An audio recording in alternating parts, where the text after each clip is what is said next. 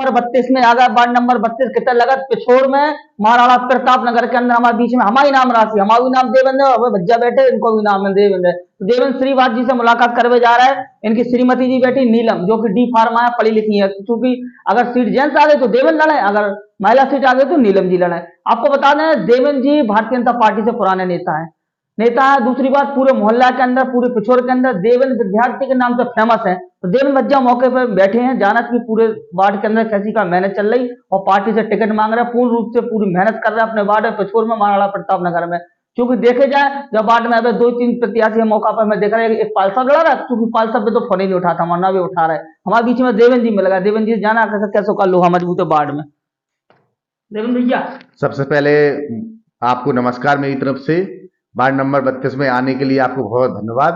और महाराणा प्रताप नगर पिछोर की यदि बात की जाए तो यहाँ पर दबे कुछ लोग की जो सुनने वाला नहीं था उस मुद्दे को हम लोगों ने उठाया और उठाने के बाद भारतीय जनता पार्टी में और के द्वारा हमने उसको सहयोग प्रदान किए। सहयोग प्रदान करने वजह से आवास योजना हुई, अपनी जनधन योजना हुई और जल पूर्ति के संबंध में भी कई बार ज्ञापन दिया।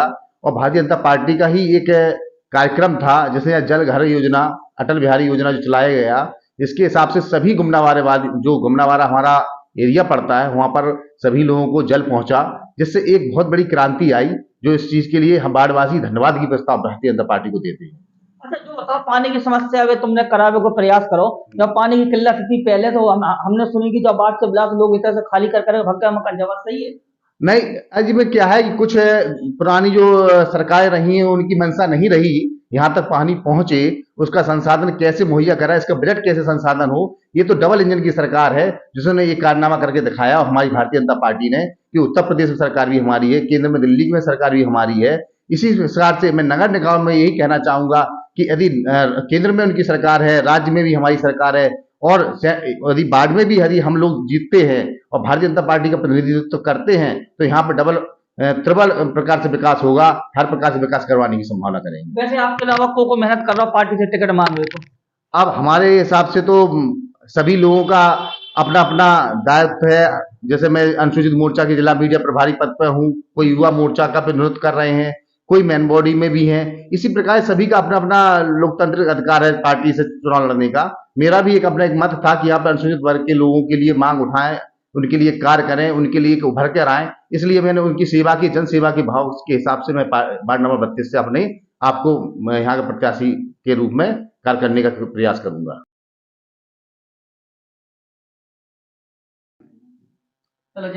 एक चीज का क्या विचार हमारे विचार यही हैं, यदि महिला सीट आती है तो जहां तक मेरी वाइफ का सवाल है तो ये शिक्षित भी हैं, अभी डी फार्मेस भी किया है इन्होंने, तो एक मेडिसिन से इन्हें एक अनुभव ही प्राप्त है जिससे हम क्षेत्रवासियों के हिसाब से एक वार्ड में एक मेडिकल या मेडिसिन के हिसाब से जो गरीब तबके के हैं जिनको उपलब्ध नहीं हो पाता है प्राइमरी ट्रीटमेंट, तो प्राइमरी ट्रीटमेंट के हिसाब से उनको मेडिसिन उपलब्ध कराने की हम लोग यहाँ पर अपने योजना तरीके से घर घर पहुंचाने का काम करेंगे जिससे कोई दिन दुखी रह ना पाए।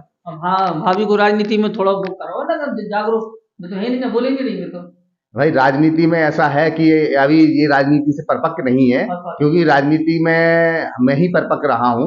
अभी ये शिक्षा जगत में ही अपने शिक्षा के उसमें अपनी यूज में लगी हुई थी। अब धीरे धीरे इन्हें प्रिपरेशन होगा, धीरे धीरे जान पहचान होगी तो ये राजनीति का समझ पाएंगे। जो बताओ वार्ड के अंदर पानी की सबसे बड़ी समस्या मुद्दा करी आपने, हाँ। जाके अलावा और क्या देखने को मिला? इसके अलावा सबसे बड़ी समस्या ये है कि अभी हमारे यहाँ जो वर्तमान में पार्षद हैं इस टाइम पे, तो कुछ योजना ये रहती, पुष्टाहार योजना हुई और जो गर्भधारण महिला रहती थी उन लोगों को भी उस योजना का लाभ नहीं मिल पाता है।